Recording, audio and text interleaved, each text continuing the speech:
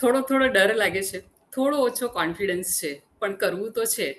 આવું ક્યારેક ક્યારેક આપણી સાથે પણ થતું હોય છે. આજે સેમ ટુ સેમ એવી જ ફિલિંગ સાથે મારી સાથે છે જલ્પાબેન, જે જોડાયા છે આજના એપિસોડ 2માં, અને એ જોડાયા છે ભુજથી.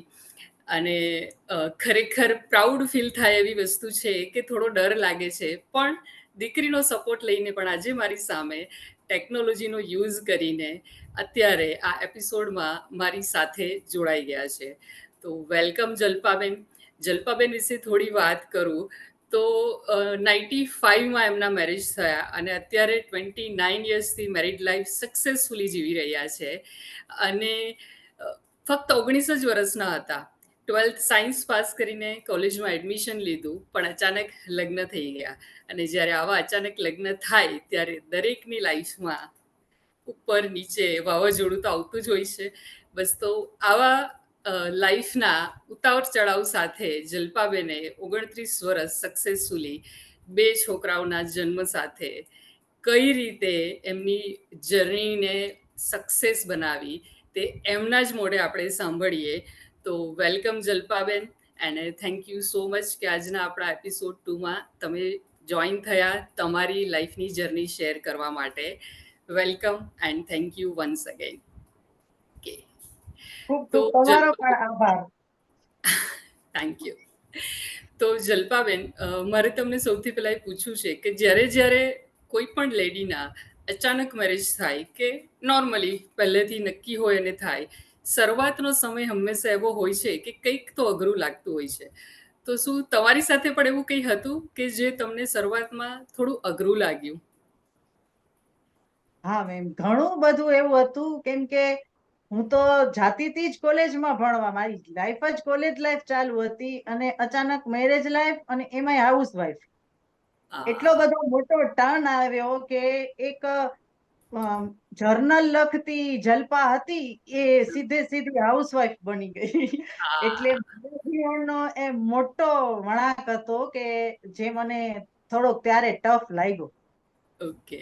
તો પછી એ ટફ અને જે થોડી ઘણી એવી ફિલિંગ્સ હોય કે શું કરીશ હવે, કે કઈ રીતે ચલાવવું, એની સાથે તમે કર્યું શું પછી? અને એવું તે એક્ઝેક્ટલી શું હતું કે જે તમને વધારે ટફ લાગ્યું? વધારે ટફ ઈ લાગ્યું કે હું રહેતી હતી જોઈન્ટ ફેમિલીમાં. મારા હા. પિયરમાં હું જોઈન્ટ ફેમિલીમાં રહેતી હતી અને કોલેજ લાઈફ જીવતી હતી, અને અચાનક જ મારા મેરેજ થઈ ગયા, અને હું ને મારા હસબન્ડ, એની જોબ છે, એટલે અમારે બંનેને એકલાને રહેવાનું થયું. એટલે ઘરમાં ક્યારે શું લઈ આવવું, કેટલું લઈ આવવું, કે પછી આટલી ઇન્કમમાં પૂરું કરવું, એ એ બધા પ્રશ્ન મારી સામે એકાએક ખડા થઈ ગયા કે હા. હવે આ બધું કેવી રીતે મેનેજ થાય. એ હમ. મારી તકલીફ પેલી વેલી મને ઈ આવી. ઓકે. તો બહુ બધા લોકો સાથે રહેતા હોઈએ અને પછી 2 જણ એકલા રહેવાનું હોય ત્યારે કેવું અંદરથી ત્યારે તમને શું લાગતું પછી? અંદર કેવું ફીલ થતું? ત્યારે સાચું કહું ને તો હું પેલા ખૂબ રડતી કે હા. મારું તો દિવસ જ ન જાય, કે મારે કરવું શું એ મને ખબર ન પડે. અને ત્યારે એ વખત 95 એટલે આટલો બધો કોઈ બધા અત્યારે છે એવો કોઈ જમાનો નતો. મોબાઈલ અને હતા જ હું, નહીં.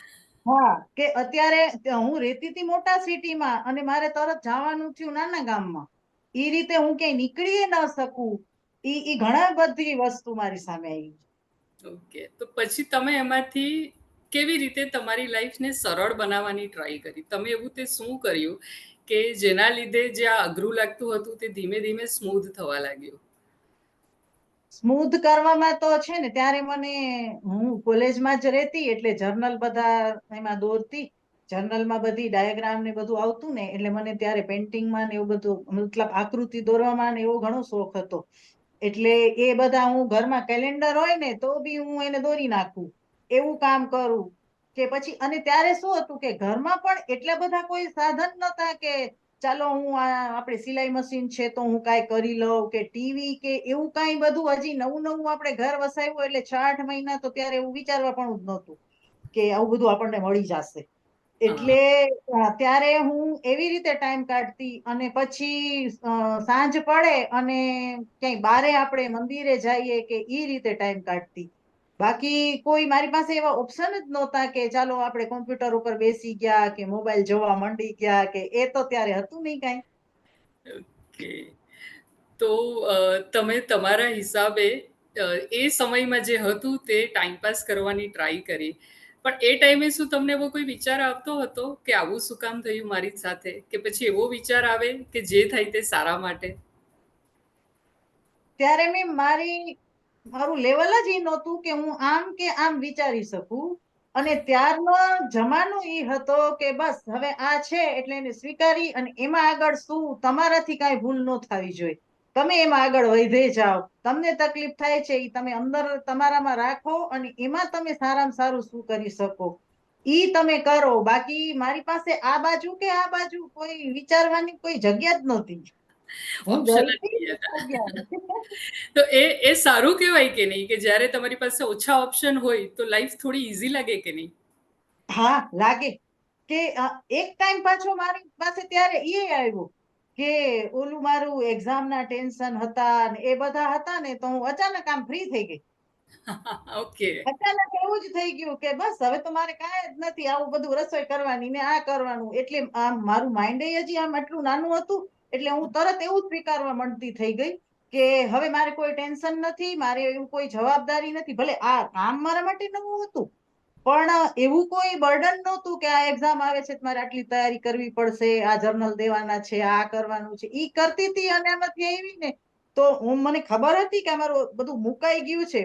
પણ પછી મેં આને સારું લગાડવા માંડવા માંડી કે હવે આ મારા માટે સારું છે. ઓકે. તો આજે 29 વર્ષ થઈ ગયા તમારા લગ્નને. હવે એવું ફીલ થાય કે એ ટાઈમે જે થયું તે સારું થયું? ચોક્કસ થાય. કેમ કે હવે જો હું ઈ બદલી તો શકવાની નથી. જે હા, થયું એને હું બદલી શકવાની નથી. હા, અને જે થાતું ગયું, અને ત્યાર પછી હું શીખી ઘણું કે મારા બાળકોને મેં ભણાવવા ટાઈમે હું કાયમ મારા ભેગી ડિક્શનરી રાખતી, એટલે હું ઘણા ઇંગ્લિશના વર્ડ નવા શીખી. પછી મેં કોમ્પ્યુટર શીખી. એટલે હું મારી જાતને જો એમ સમજુ ને કે તો ત્યારે મારું ભણવાનું રૂકવાનું હશે તો ભલે રૂકી ગયું, પણ અત્યારે ત્યાર પછી હું ભલે કોઈ જગ્યાએ જઈને મેં ડિગ્રી કે લીધી કે એવું નથી, પણ મેં મારું જે મને શીખવું હતું ને એ શીખવાનું મેં બંધ નથી કર્યું. હા. આ વાત સાથે હું 100% એગ્રી થઈશ. અને જે લોકો આ વિડીયો જોઈ રહ્યા છે એમને પણ કહીશ કે જ્યારે મેં જલ્પાબેન સાથે પહેલી વાર વાત કરીને તો ક્યારેય એવું નહીં લાગ્યું કે એ 95માં મેરિડ છે. એમને આજની તારીખના નવા વર્ડ્સ, ટેકનોલોજી, આ બધી જ વસ્તુની ખબર હતી. એટલે જરૂરી નથી કે સ્કૂલમાં જઈને એજ્યુકેશન લેવાય. એમની પાસેથી આ વસ્તુ શીખી શકાય છે કે એમને આજના સમય પ્રમાણેનું એજ્યુકેશન પણ લીધેલું છે. એમને વર્ડ્સ જે અત્યારે સોશિયલ મીડિયા પર યુઝ થાય છે એ પણ ખબર છે. તો આ ખરેખર એપ્રિશિએટ કરવા જેવી વાત છે. અને જે લોકો જોઈ રહ્યા છે એમના માટે પણ કદાચ એ શીખવાની વાત છે. એમના તરફથી ઇન્સ્પિરેશન લઈ શકીએ છીએ કે આપણે ઘરે બેસીને જે ધારીએ તે શીખી શકીએ છીએ. અને હવે સોશિયલ મીડિયાના સમયમાં તો બધું અવેલેબલ છે. બસ આપણે તૈયારી બતાવવી પડે. બરાબર ને જલ્પાબેન? ઓકે, કે હવે તો આપણી પાસે ગૂગલ બાબા છે. એટલે હા, અત્યારે પણ મને કાંઈક એવું નવીન લાગે કે હું ક્યાંય નવું બેનર કે જોઉં કે મને નવો સ્પેલિંગ દેખાય ને, તો હું તરત એ ગૂગલમાં નાખીને જોઉં કે આનો ઉચ્ચાર કેમ કરું, આનો અર્થ શું છે. કે કોઈ હા, બે ચાર વાક્ય વધારે આમ હાઈ ઇંગ્લિશમાં બોલે તો ભલે એમ મને તરત ન ખબર પડે, પણ છતાંય હું એને ટ્રાન્સલેટ કરીને હું એમ એટલું બોલી ન શકું, પણ ઈ શું બોલ્યા છે ને હું સમજી શકું. હા, એટલું હું મારી રીતે મને ઇમ્પ્રુવ કરતી જાઉં. એટલે ઈ મને છે ને ત્યારે મારું ભણવાનું છૂટી ગયું ને, ઈ હમ, હવે મને અફસોસ નથી થતો. શરૂઆતમાં થતો છે, હવે નથી થતો. હા.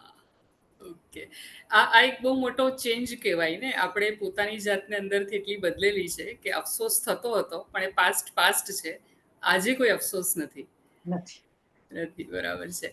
તો બીજું એક મારે પૂછવું હતું કે લગ્નના અમુક વર્ષો પછી કે અત્યાર સુધીના ટાઈમમાં કોઈ એવો સમય આવ્યો કે જે તમારા માટે એક મોટો ટર્નિંગ પોઈન્ટ હતો, કે જ્યારે તમને એવું લાગ્યું કે બહુ મોટી ચેલેન્જ છે અને એ તમે પાસ કરીને આગળ નીકળી ગયા હોય?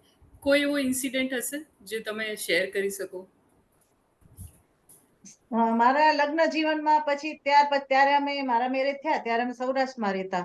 હમ, પછી મારી ડોટરના જન્મ પછી અમે કચ્છમાં આવી ગયા અને બે બાળકો ભણ્યા ત્યાં સુધી તો મારું બધું બરોબર ચાલ્યું કે હસબન્ડની જોબ છે એટલે એની ટ્રાન્સફર અહીંયા થાય તો અમે સાથે સાથે ફરીએ અને કાં તો એ અપડાઉન કરે અને અમે એક ઘરમાં રહીએ, બધું સાથે જ હતું. પણ ટર્નિંગ પોઈન્ટ મારો ત્યારે આવ્યો કે જે જલ્પા આજુબાજુના ફેમિલીમાં એમ જોતી કે આ 4-5 વર્ષ પેલાનો આ ગાળો છે જે ઈ મારે ફેસ કરવાનો છે હમ, કે બીજા એ ફેમિલીમાં જે વસ્તુ થતી હોય બધી તો બધાને સેમ જ આવવાની કે બાળકો મોટા થઈને હાયર એજ્યુકેશન લે કે એના હસબન્ડની ટ્રાન્સફર થાય તો કરવાનું. પણ મારો તો ભ્રમ જ એવડો મોટો હતો ને કે મને એ જ થાય કે આપણી તો અત્યાર સુધી ટ્રાન્સફર થઈ નથી, આપણે તો બધા ભેગા જ રહીએ છીએ ને આપણે કઈ વાંધો નથી. પણ પ્રોબ્લેમ મોટો ત્યારે ક્રિએટ થયો કે જ્યારે મારા હસબન્ડની બારગામ ટ્રાન્સફર થઈ અને મારા દીકરાનું એડમિશન બારગામ થયું એટલે એને હોસ્ટેલમાં જવું પડ્યું અને હું ને મારી ડોટર બેયને અમારે કોઈ કારણસર અહીંયા જ રહેવાનું થયું. એ આ, ત્યાં મારો મોટો ભ્રમ તૂટ્યો કે આપણે પણ જોબ કરીએ છીએ તો આપણી પણ ટ્રાન્સફર થાય અને એકલું રહેવું પણ પડે. ઈ જે વસ્તુ હતી ને એને સમજતા મારા મનને મારે સમજાવતા ઘણો ટાઈમ લાગી ગયો. એ મારું મન સમજવા જ તૈયાર નહોતું. તો તમે કોઈ કોઈ હેલ્પ લીધી કઈ રીતે તમે એમાં એ પોતાના જે એકલાનો ટાઈમ હતો એ ટાઈમ પર કોઈ એજ્યુકેશન લીધું કે કોઈ કોઈ પણ રીતે કશેથી કંઈ શીખ્યા કે જે તમને આ વસ્તુને એડોપ્ટ કરવામાં હેલ્પ કરે? કઈ રીતે તમે તમારી જાતને સમજાવ્યા? ત્યારે મારે તો થોડીક દવાની પણ જરૂર પડી, ઈ પણ મેં કર્યું અને ત્યારે મારી પાસે ફ્રી ટાઈમ વધારે રહેવા માંડ્યો. પેલા તો હું મારા બાળકોમાં જ હતી ઇન્વોલ્વ કે એને મેં 12 ધોરણ સુધી ખૂબ ભણાવ્યા. મને જેટલી મજા આવે એટલું ભણાવ્યા અને છોકરાઓને હજી પણ યાદ છે કે મમ્મી તે આ ભણાવ્યું છે, આમ છે, તે શીખવાડ્યું તું ઈ છે. એટલે ઈ બધું થયું. પણ આ બધું તો મારું આખું રૂટીન હતું જે આખું ચેન્જ થઈને હું તો સાવ ફ્રી થઈ ગઈ.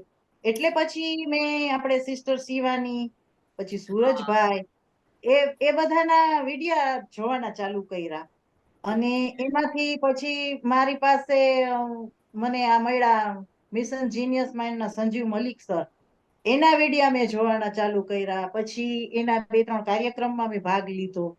ત્યાર પછી મને એમ થયું કે જે સમજમાં એ આવ્યું કે જે બધું થાય છે ને ઈ આપણે લખેલું જ છે, આપણે એમાં કઈ ફેર નથી કરી શકતા. એટલે તારા સાથે જ કેમ ઈ તારે જોવાની જરૂર નથી, જે છે એને સ્વીકારી લે અને આગળ વધી જાય. એટલે ત્યાર પછી હું મેડિટેશનમાં આવી. અચ્છા, ઓકે. તો તમે મેડિટેશન પણ કરો છો? હા, હું ત્યારથી મેડિટેશન કરું છું. ઓકે. શરૂઆતમાં તો મેડિટેશનમાં મને આમ બધા આપણને કહે તો ખરા પણ આપણે અંદરથી જ આટલા અંદર હોઈએ કે મારી સાથે જ આવું કે મારી સાથે જ આવું કે એટલે તરતનું તો આપણું ધ્યાન એમાં પડે નહીં. હા. એટલે એ ટાઈમે મારી તકલીફ ઘણી વધારે હતી. ઓકે. તો પછી મેડિટેશન થતું નહીં હતું, તો તમે છોડી દીધું કે આજે પણ કર્યા કરો છો એ મેડિટેશન? ચાલુ છે અત્યારે પણ?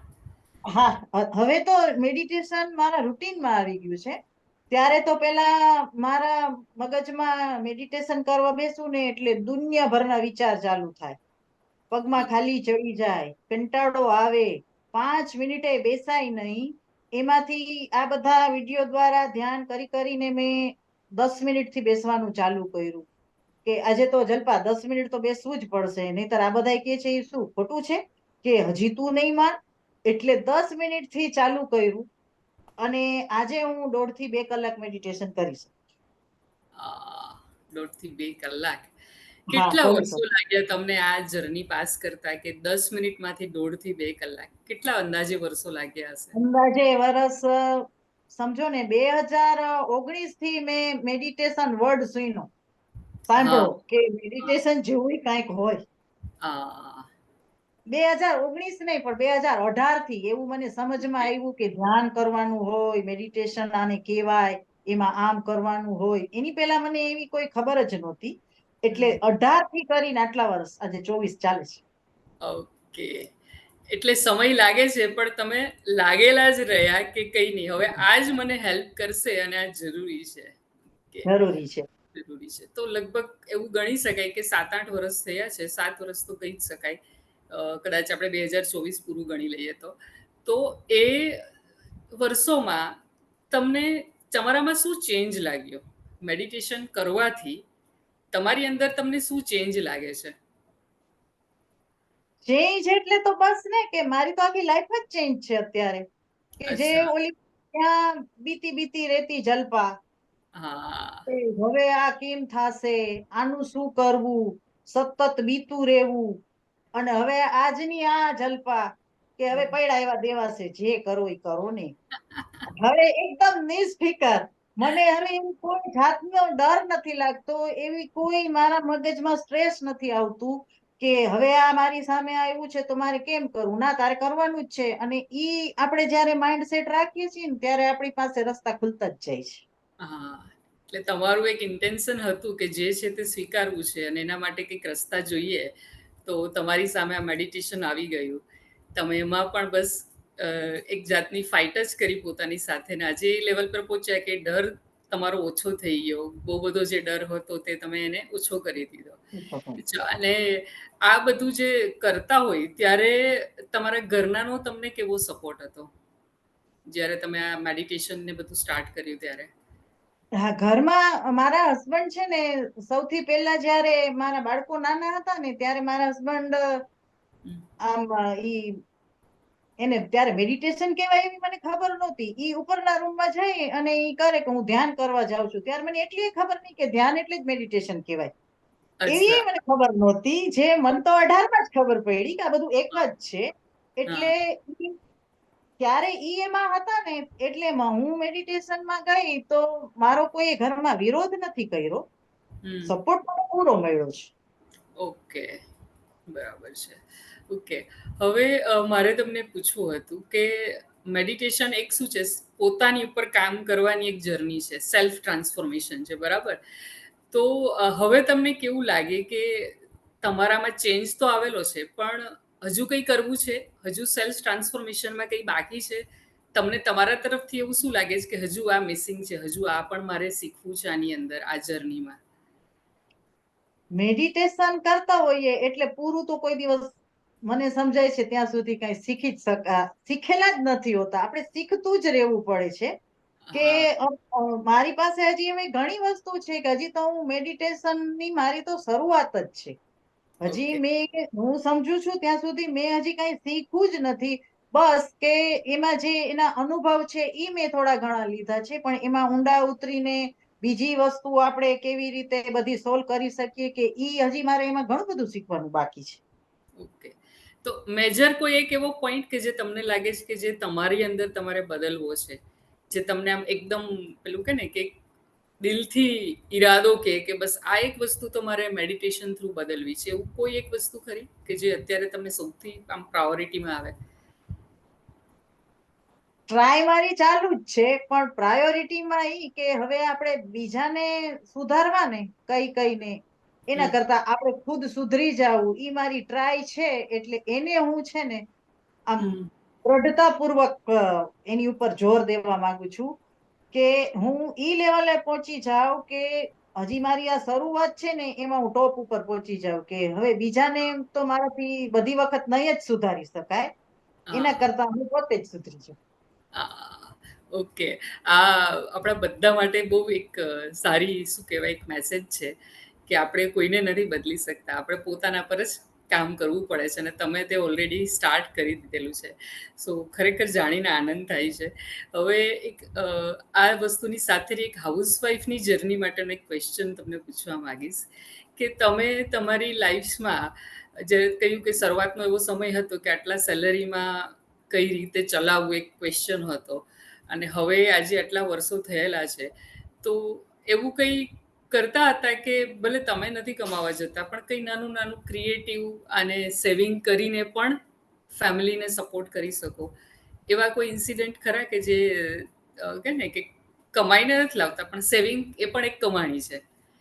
જે ક્રિએટિવ રીતે કરતા હોય, જનરલી હાઉસવાઈફ કરતા હોય છે. તો તમારી લાઈફમાં એવું કંઈ હતું ખરું? હાઉસવાઈફ હોય અને જુગાડ ન હોય એવું તો બને નહીં. બરાબર એટલે છે. મારા જુગાડ તો દરરોજ ચાલુ જ હોય છે. પેલાય ઓકે. હતા અને હજી હોય છે.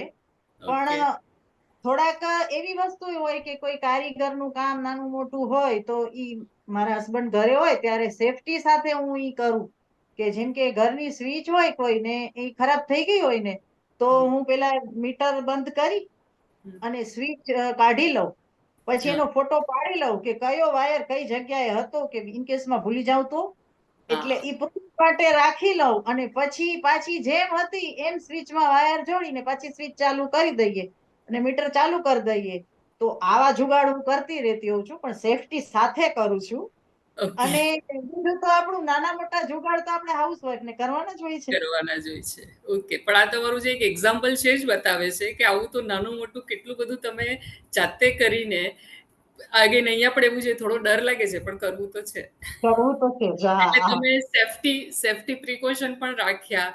ફોટો પાડીને તમે એ પણ ધ્યાન રાખ્યું કે કંઈ ભૂલ નહીં થાય અને પાછું કરીને એક સક્સેસ પણ મેળવી. પણ આવી નાની-નાની વસ્તુમાં ઘણું બધું સેવિંગ કરી લેતા હોઈએ છીએ, જે એક જાતની ઘરની કમાણી જ છે. ઇન્કમ જ ખરેખર છે હા. હા, ખરેખર બહુ સારું ક્રિએટિવ તમારું માઇન્ડ છે. આ વસ્તુ સાંભળીને મને એવું લાગે છે કે અ, બીજું આની સાથે હજુ એક ક્વેશ્ચન છે કે ડેઈલી જે રૂટીન હોય છે, તે હાઉસવાઈફનું અને એક વર્કિંગનું હંમેશા અલગ હોય છે.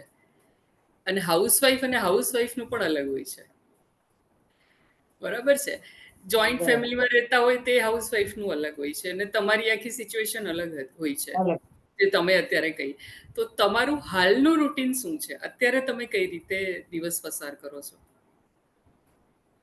હાલનું રૂટીન વેલું સૂવું અને ઓ. વેલું જાગવું. હા. પેલા હું જાગવું નથી બોલતી, પેલા હું સૂવું બોલું છું.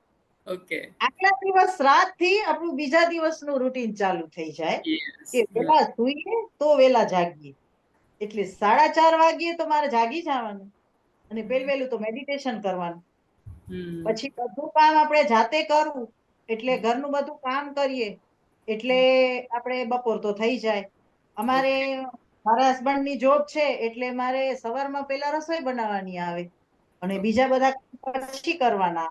એટલે એ બધું કરું અને અમારે અત્યારે ગાર્ડન બહુ મોટું બનાવેલું છે. ઈ ગાર્ડનિંગ નું કામ કરું. ઓકે. આપણે ભગવાનના પાઠ ને ઈ કરીએ બપોર પછીનું મારા રૂટીનમાં ઈ આવે. ઓકે. મેડિટેશન સવારે થઈ જાય અને દરરોજ રાત્રે હું મેડિટેશન કરું જ એવું મેં હજી નિયમ નથી બનાવ્યો પણ મોસ્ટ ઓફ કરું જ કે મેડિટેશન કરીને જ શું. અચ્છા. ઓકે. તો એક ટાઈમ તમે એવું કહ્યું કે તમારા હસબન્ડ અને તમારો દીકરો બંને જ બીજા સિટીમાં જતા રહેલા. અત્યારે ફરીથી તમારા હસબન્ડની ટ્રાન્સફર આ બાજુ થઈ ગઈ છે. એટલે અત્યારે હવે તમે ફરીથી સાથે રહો છો. હા અત્યારે અમે સાથે રહીએ છીએ. અચ્છા. ઓકે. સમજી ગઈ. એટલે ટ્રાન્સફરેબલ જોબ ના જે સિચ્યુએશન હોય તે એમના પોતાના ઇશ્યુ હોય છે. ખ્યાલ આવે છે કે અમુક ટાઈમ ત્યાં ફરીથી અહીંયા એટલે એમને પણ ખાસું એડજસ્ટ કરવાનું આવે એમની સાથે. તમારે પોતે પણ ઘણું એડજસ્ટ કરવાનું આવે. કરવાનું. તો હવે આજની તારીખે તમને કોઈ ફરિયાદ ખરી લાઈફ માટે? જે આ ઉતાર ચઢાવ જોયા પછી અત્યારે કોઈ કમ્પ્લેન ખરી તમને? ના અત્યારે કહું છું ને હું કે મને હવે એવી કોઈ ફરિયાદ કોઈ માટે નથી કેમ કે મેં મારું ધ્યેય જ હવે નક્કી કરવા માંડ્યું છે કે મેં મારો રસ્તો જ ઈ કર્યો છે કે બીજાને સુધારવું હોય એના કરતા હું જ સુધરી જાઉં તો હું જ એમ સમજી લઉં હું જ એડજસ્ટ કરી લઉં તો મને કોઈથી વાંધો શું હોવાનો. બરાબર છે. છતાંય અત્યારે હું એ રાખું છું કે ત્રણ હા. વખત મેટર હોય ને તો હું જણાવું 3 વખત તો આપણે સમજાવું કે આ વાત છે. હમ. છતાંય જો એમાં કઈ આપણને રિઝલ્ટ ન મળે તો પછી બાબત વિચાર નહીં કરવા. ઓકે. એટલે ઈ સિચ્યુએશન સોલ્વ થઈ જ જાય છે મારો પર્સનલ છે એક્સપિરિયન્સ છે કે ઓકે. હા ઈ મને ખબર છે એના રિઝલ્ટ મળે છે. ઓકે. તો તમે કોઈને સલાહ આપવાનું પસંદ કરો? લાઈક ઘરમાં કે નજીકના કોઈ માણસ હોય કે એમને તમને એવું લાગતું હોય કે કોઈ જગ્યા પર કંઈક ખોટું કરી રહ્યા છે, તો એમને ડિસિઝન લેતી વખતે તમે સલાહ આપો ખરો? પસંદ કરો સલાહ આપવાનું? બીજા કોઈને આપવાની ન પસંદ કરું મારા બાળકોને કરું અને હું એને પેલા ઈ કહું કે તને યોગ્ય લાગે ને તો કરજે. ઓકે. બાકી નહીતર આજે શું છે કે કોઈ માણસને આપણે એ વસ્તુ હોય ઈ કયા એના પોઈન્ટ થી જોવે છે અને હા. કાલ સવારે કદાચ આપણી સલાહ એના માટે ખોટી પણ પુરવાર થાય તો એને આપણા માટે ઈ થાય કે આને મને કીધું તું ને એટલે મેં આ કર્યું, એટલે હા. હું બારે સલાહ દેવાનું ટાળું. પૂછે કોઈ તો આપણે ઈ કહી શકીએ કે મારું આવું માનવું છે, પણ આપણે કોઈને એમ ન કહી શકીએ કે તમે આમ જ કરજો. બરાબર છે. પણ આ વસ્તુ પહેલેથી ખ્યાલ હતું, કારણ કે જનરલી આ વસ્તુ શીખતા સમજતા આપણને ટાઈમ લાગતો હોય છે. અમુક યંગ એજમાં આપણાથી એવું થઈ જતું હોય કે ભાઈ મારી વાત માને તો સારું, હું કહું છું તે સાચું છે. તો એ સમયના અનુભવ સાથે એ થયું કે પહેલેથી જ તમારો સ્વભાવ એવો હતો કે તમે બહુ કોઈને આર્ગ્યુમેન્ટ કે સલાહ સૂચનમાં પડો નહીં? ના, એ સમય જ શીખવાડ્યું ને. મોટો તો હા. આપણો પહેલો ટીચર સમય જ છે કે ઓકે. હા, સમય જ શીખવાડ્યું કે આપણને એવા બે ચાર એક્સપિરિયન્સ થાય પછી જ તો ખબર પડે ને કે હવે આપણે બોલવાનું નથી, હવે એને અનુકૂળ લાગે તો કરીએ ભલે ને. આપણો સપોર્ટ જોતો હોય તો બી આપણે આપીએ, પણ આપણે કોઈને એમ કહી ન શકીએ કે તમે આમ જ કરી નાખો. હા, ઓકે. અને તમારી સાથે એવું કોઈ વાર થયું કે લોકો તમને એવું કહી જાય કે તને તો શું તકલીફ છે? અને કોઈ સલાહ પણ આપી જાય. ઘણી વખત થાય ને કે બધાને એવું જ લાગતું હોય કે મારી તકલીફ જ મોટી છે અને એમને આપણી તકલીફ અલગ લાગતી હોય યા ઓછી લાગતી હોય. તો આવું કોઈ સિચ્યુએશન તમારી સાથે થઈ હોય એવું ખરું? અને તમે એને લાઈક ટેકલ કઈ રીતે કર્યા હોય જો આવું કોઈ બોલી ગયું હોય તો? સિચ્યુએશન તો એવી થઈ કે ઘણાની વચ્ચે મારું ઇન્સલ્ટ પણ કરવામાં આવ્યું હોય, હા. પણ ઈ ટાઈમ મારો એવો આવી ગયો હતો ને કે મને અંદરથી ખબર પડી જાય કે હવે આજે તારે બોલવાનું નથી. તું હા. નહીં બોલે તો જ આ સિચ્યુએશન એની રીતે સોલ્વ થશે. એટલે હા. એવા મેં ઇન્સલ્ટ ઘણા સહન કર્યા છે કે જેથી કરીને ઘણી વખત શું થાય કે આપણે બધી વખત બોલીને આપણે નથી આપણો વિરોધ નોંધાવી શકતા. ઘણી હમ. વખત આપણે મૂંગા રહીને આપણો વિરોધ નોંધાવી શકીએ છીએ કે હા. આટલું ઇન્સલ્ટ થયું છતાંય પણ તું એમ જ નીકળી જા તો એનાથી મોટો વિરોધ બીજો કોઈ હોય જ ન શકે. ઓકે. પણ અમુક અમુક વખતે અહીંયા આગળ એક પેલી પાતળી લાઈન છે કે અમુક વખતે બોલવું પડતું હોય છે અને અમુક વખતે ચૂપ રહીને સોલ્યુશન મળે છે. આ બંને જ હકીકત છે. બંને પોતાના હતી. માટે અમુક વાર સ્ટેન્ડ લેવું પડતું હોય છે. નહીં બોલવાથી પણ કોઈ વાર નુકસાન થાય છે. તો તમને એવી સિચ્યુએશન ખ્યાલ આવી જાય છે કે ક્યારે બોલવાનું ને ક્યારે નહીં બોલવાનું? હા, મેં ઘણી એવી વખત કર્યું છે કે એડજસ્ટમેન્ટ અને કોમ્પ્રોમાઇઝ કરીએ, પણ હમ. કે ને કે બધી સારા એ ઘણી સારી સારા સારી નથી. હા. એમ એની એક લિમિટ રાખી દેવાની કે બસ હું જ કોમ્પ્રોમાઇઝ કરું ને હું જ એડજસ્ટમેન્ટ કરું અને બધા કે જલ્પાબેન બહુ સારા, તો ઈ હમ. મારા માટે તો હું સારી નથી જ. એટલું બધું હા. તો એડજસ્ટમેન્ટ કે કોમ્પ્રોમાઇઝ રહી નહીં, એની એક લિમિટ હોય. હા. નહીતર પછી તમે નિમિત સર કે છે ને હા. કે સિલેક્ટિવ બહેરાશ. હા, સિલેક્ટિવ હા, બહેરાશ. સિલેક્ટિવ બરાબર છે. બહેરાશ. બસ આપણે કોઈને બદલી શકવાના નથી તો પછી આપણાથી શું થશે? બરાબર છે. હા, એટલે જ્યારે એવું લાગે કે જ્યાં બોલવા જેવું નથી ને આપણે બોલવાથી કોઈ ફાયદો નથી, ત્યારે તમે સિલેક્ટિવ બહેરાશ પસંદ કરો છો. હા, હા. એ હજી હું એ કરું છું. ઓકે. ઓકે. અને કોઈ એવી જગ્યા ખરી કે કોઈ એવું ઇન્સિડન્ટ કે જ્યારે તમારે સ્ટેન્ડ લેવું પડ્યું હોય ને તમે બોલેલા હોય, તો એ બોલવાથી પણ તમને કંઈ શીખવા મળ્યું હોય એવું કોઈ ઇન્સિડન્ટ ખરું? તમને એવું કંઈ યાદ આવતું હોય? એવા ઇન્સિડન્ટ તો હોય પણ એ હું અહીંયા નહીં કરી શકું રજૂ. કેમ ઓકે. કે હા. ઓકે. તો તો એના રિલેટેડ કોઈ શીખ કરી કે જ્યારે આપણે સ્ટેન્ડ લેવું હોય, તમે પોતે પણ શીખ્યા હશો એટલે પૂછું છું, કે સ્ટેન્ડ લેવું હોય કે જ્યારે બોલવું હોય, તો કઈ રીતે બોલવું જોઈએ કે જેના લીધે આપણે કામ પણ થઈ જાય. પેલું કે ને સાપ બી મર જાય ઓર લાઠી બી ના તૂટે. એવું કંઈ તમે કરેલું છે કે કઈ રીતે કરવું જોઈએ? ઘણી વખત કરેલું છે કે ઓકે. ઘણી વખત શું થાય કે બધા આપણી ઉપર જ ફોકસ કરીને બેઠા હોય કે હવે જો આ કીએ ને હમ. તો બધાનો સ્વાર્થ સરી જતો હોય કે હા. આ કરશે ને તો અમારું બધાનું કામ થઈ જશે. તો આપણે એ પણ વિચારવું પડે હમ. કે આટલા બધાનું કામ થઈ જશે પણ જો સારી વસ્તુ હોય તો બરોબર છે.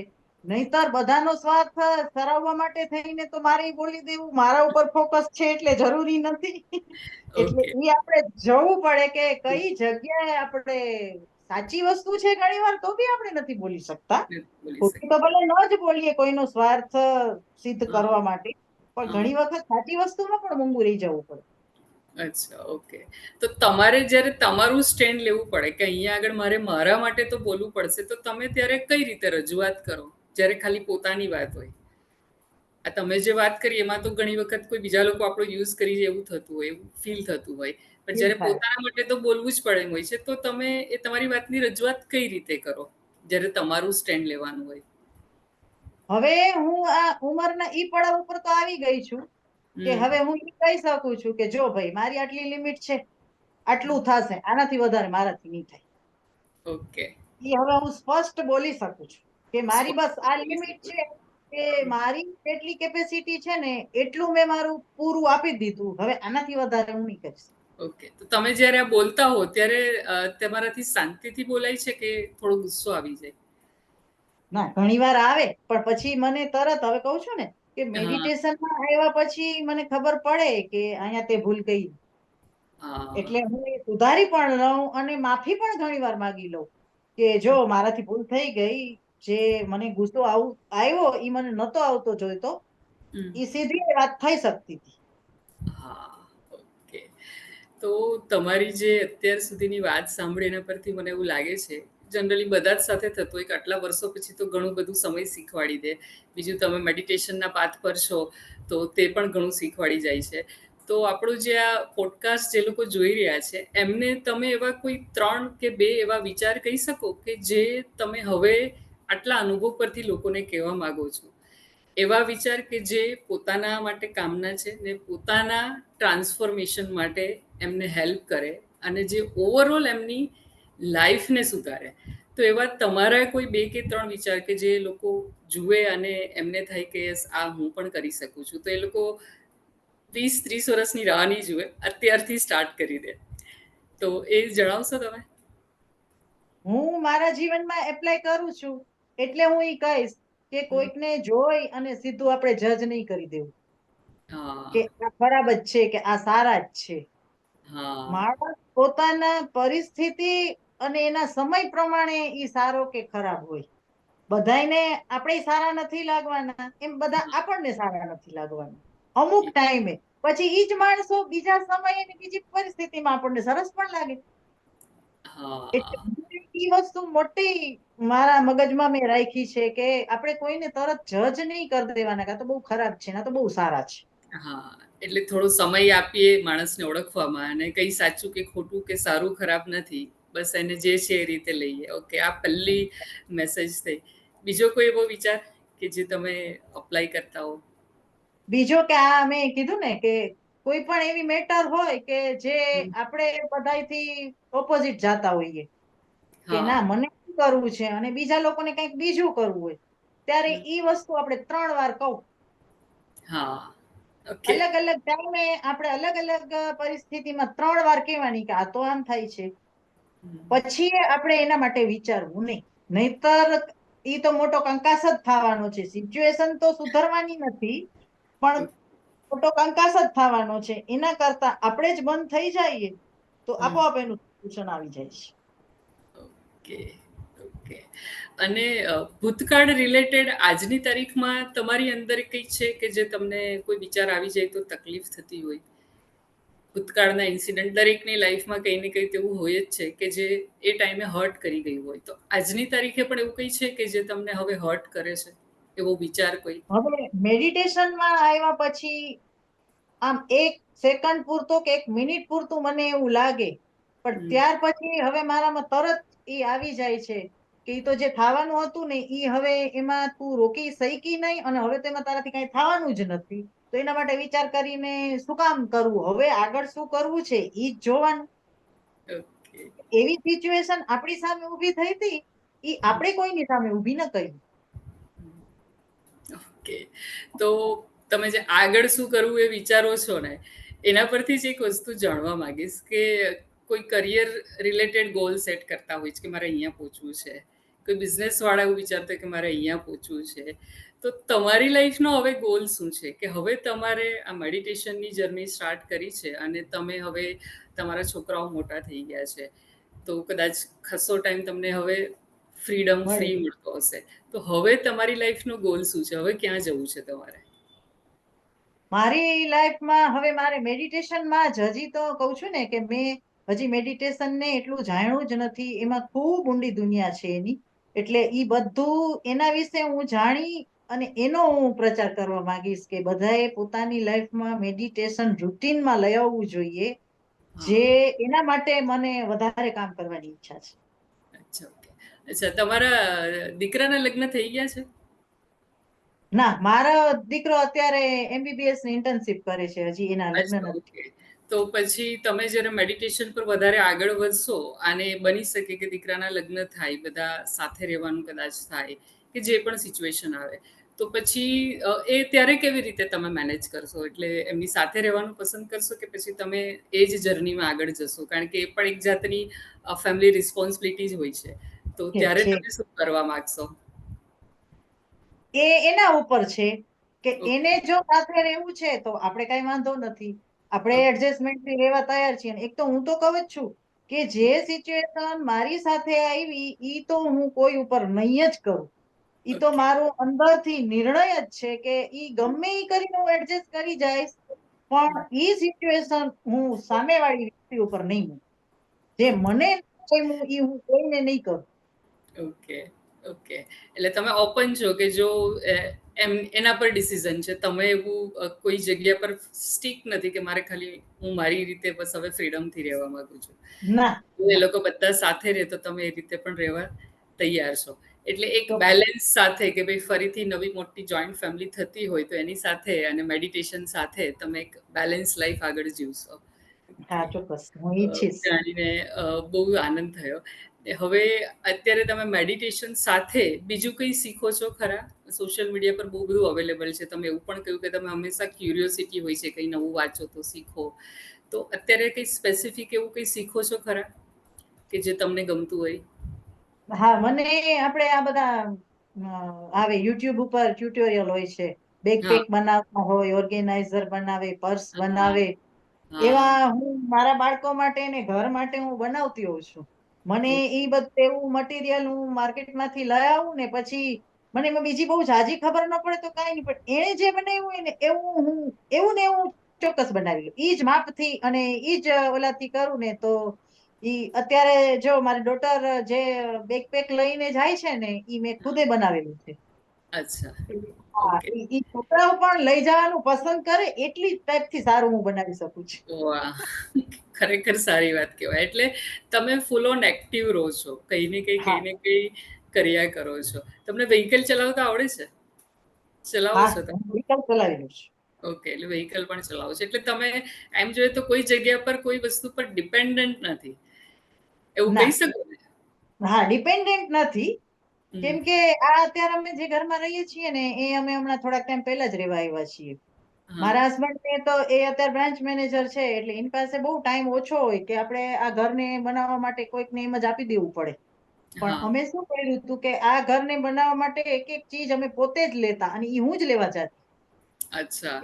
અત્યારે તમે મારા ઘરમાં જોશો ને તો કઈ ચીજ મેં નથી લીધી ઈ હું ન કહી શકું કેમ કે મેં અથી ઇતિ સુધીનું બધું હું જ લેવા ગઈ છું. અચ્છા. એટલે એ એટલે વસ્તુ પણ તમે તમારો શોખ અને જાતે કરી લો છો. કોઈનો ઘરમાં કોઈનો આધાર નથી રાખતા. હા, ખરેખર જલ્પાબેન તમારી સાથે વાત કરીને એટલું આમ એક કુલ કામ એનર્જી અને એની સાથે એક આમ જુસ્સો જે કે ને કે ફોર્મ કે મારે કરવું જ છે. અને લાઈફમાં તમને કોઈ જાતનો કંટાળો નથી. બસ કંઈક આવે છે તો એમાંથી બહાર નીકળવાની ટ્રાય કરો છો અને પોતાની જાતને એક્ટિવ રાખો છો. ખૂબ સરસ. ચોક્કસ. અને આ બધી વસ્તુમાં મારા ફેમિલીનો મને પૂરો સપોર્ટ છે. તે હા, એટલે હું આ બધું કરી લઉં છું કે હા. પછી હું આટલી બધી વસ્તુ લઈ આવું કે આ કરું તો મને કોઈ દિવસ એમ નહીં કે આ ખરાબ છે કે આ મોંઘું છે કે એવું મને સામે નથી આવતું એટલે હું મારું બેસ્ટ આપી શકું છું. અને હું આવીને એને પાછી સમજાવી પણ શકું છું કે જો આ આટલું સારામાં સારું ઓછામાં વધારે કરી એવી છે. હા. પણ ખાલી સપોર્ટથી કંઈ થતું હોય છે, કારણ કે મને એવું લાગે છે કે ફેમિલી પણ ત્યારે સપોર્ટ કરે જ્યારે આપણે પણ એ લેવલ પર કંઈ કામ કરતા હોઈએ, આપણો સ્વભાવ પણ એ લેવલ પર હોય કે સામસામે એ તણખા જરવાની જગ્યાએ બેલેન્સ થાય. બેલેન્સ થાય, સાચી વાત છે. એવું તો નથી થતું ને કે ખાલી ફેમિલી સપોર્ટના લીધે આપણે કરતા હોય. એ તમારા તરફથી પણ એવો સપોર્ટ, તમારું ટેલેન્ટ, તમારો સ્વભાવ કંઈક ને કંઈક તો એવું હશે ને કે જે સામસામે જોડી રાખે છે.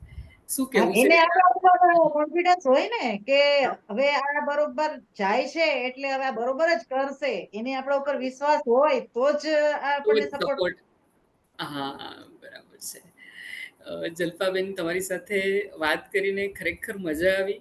કંઈક બે નવી વસ્તુ મને જાણવા મળી કે મેડિટેશન તો કરીએ છીએ, પણ એની સાથે ઘરનું પણ તમે આ રીતે એડજસ્ટ કરો છો અને ઘરનાને પણ તમારા પર વિશ્વાસ છે અને તમે એ વિશ્વાસ ઊભો કરવા માટે સમય પણ આપેલો છે. તાત્કાલિક કદાચ એ વિશ્વાસ ન પણ આવતો હોય. તમારી વાત પરથી હું આ વસ્તુ સમજી શકું છું. તો શું કહું, વધારે શબ્દો નથી, પણ તમને મળીને ખૂબ આનંદ થયો અને મને વિશ્વાસ છે કે આ પોડકાસ્ટ જે લોકો જોશે એમને પણ તમને સાંભળવાની મજા આવશે. કે તો બસ મારા તરફથી આ જ ક્વેશ્ચન આટલું જ હતું. તમને તમારા તરફથી આપણા વ્યુઅર્સને કોઈ મેસેજ આપવો છે કે જે તમારા અનુભવ પરથી એમને પણ એવું લાગે કે yes, આ કંઈક એવો મેસેજ છે કે જે હું અપ્લાય કરી શકું? કોઈ મેસેજ કોઈ તો હા. હા, કે આપણે આપણી જે સિચ્યુએશન હોય ને એવી સિચ્યુએશન નું જોવાનું, બધાની સિચ્યુએશન જોવાની, હા. પણ ઓપ્શન મેળવી અને કરવાનું આપણને ગમે ને ઈ જ. ઓકે. કેમ કે બીજા કરશે ઈ આપણે કરશું ને તો જરૂરી નથી કે આપણે પણ એટલા જ સક્સેસ થાશું. હા, પણ હા, આપણી પાસે બધે ધ્યાન કરેલું હશે ને તો એટલા ઓપ્શન હશે કે આમ પણ કરી શકાય, આમ પણ કરી શકાય, પણ કરવાનું આપણને ગમે ને ઈ જ. હા. અને એને આપણી કેપેસિટી અને આપણી ઘરની સિચ્યુએશન સાથે પણ એક્ઝેક્ટલી 100% રિલેટ નહીં થતું હોય, પણ આપણી નહીં સિચ્યુએશન થતું. પ્રમાણે હા, એ આપણને જજમેન્ટ લાવવું પડે કે આપણા માટે કેટલું એ છે. બરાબર છે. કે તો બહુ સારા મેસેજ સાથે આજે તમે આ વાત કરી કે આંખ ખુલ્લી રાખવાની, બધી જ જગ્યાએ જોવાનું. અને તમે બીજી એક બહુ મોટી વાત કરેલી કે હું મારાથી 4-5 વર્ષ આગળ જે ફેમિલી હોય એમને જોયા કરું છું. હા, તમે આગળ બોલી. તો આ એક ઓબ્ઝર્વેશન હેલ્પ કરે કે આ ફેઝ મારી લાઈફમાં પણ આવવાનો છે. આવશે. બરાબર છે. તો આ સુંદર મેસેજ સાથે આપણે આજનો આ પોડકાસ્ટ અહીંયા પૂરો કરીએ છીએ. થેન્ક યુ સો મચ જોડાવા માટે, તમારી વાતને લોકો સુધી પહોંચાડવા માટે. અને આ જ રીતે આપણે મળ્યા કરીશું, કનેક્ટ રહીશું અને આ જ રીતે ફરીથી આપણે ત્રીજા પોડકાસ્ટના એપિસોડ સાથે આવીશું, નવા ગેસ્ટ સાથે. અને આજ માટે thank you so much Jalpaben. અને બસ બેસ્ટ વિસીસ મારા તરફથી અને જેટલા પાર્ટિસિપન્ટ્સ અહીંયા આવશે એમના તરફથી, આ વિડીયો જે લોકો જોશે એમના તરફથી ખૂબ ખૂબ અભિનંદન આજના એપિસોડ માટે. ફરીથી મળીએ, ત્યાં સુધી good bye, take care. Thank you. Okay, તમારો પણ મેમ ખૂબ ખૂબ આભાર કે તમે મને અહીંયા મોકો આપ્યો. મારું તો આવી રીતે કેમેરા સામે ઓન કેમેરા હું પહેલી વાર આવી છું. હું અચ્છા. મેડિટેશન કરતી રહેતી હોઉં છું, પણ મેં ક્યારે આટલું તમે અને મારી ડોટર, તમે બે વ્યક્તિએ મને મારામાં આટલો બધો કોન્ફિડન્સ આપ્યો કે જે હું આટલું ઓન કેમેરા બોલી શકી. એ માટે ખૂબ આભાર. ઓકે. એ પણ જાણીને આનંદ થયો કે હું કોઈકને આ કોન્ફિડન્સ આપવામાં હેલ્પફુલ થઈ હા, શકી છું. ચોક્કસ. પણ એની સાથે એ પણ હકીકત છે કે તમારી અંદર પણ કંઈ હતું તો જ એ કોન્ફિડન્સ આપવામાં હું કે તમારી દીકરી હેલ્પ કરી શક્યા છીએ. કારણ કે પેલું કહે છે ને કે પાણી પીવડાવવા આપણે ત્યાં નદી કિનારા સુધી લઈ જઈ શકીએ છીએ, પણ પાણી તો જાતે જ પીવું પડે છે. અને એ જાતે પાણી પીવાનું કામ તો તમે ડેફિનેટલી કરેલું છે, કદાચ એનાથી પણ વધારે. આ બધા અમે લોકો તો નિમિત્ત કહેવાઈએ, પણ તમારી અંદર જે છે તેના લીધે આજે તમે અહીંયા છો. So thank you so much. Thank you. Thank you.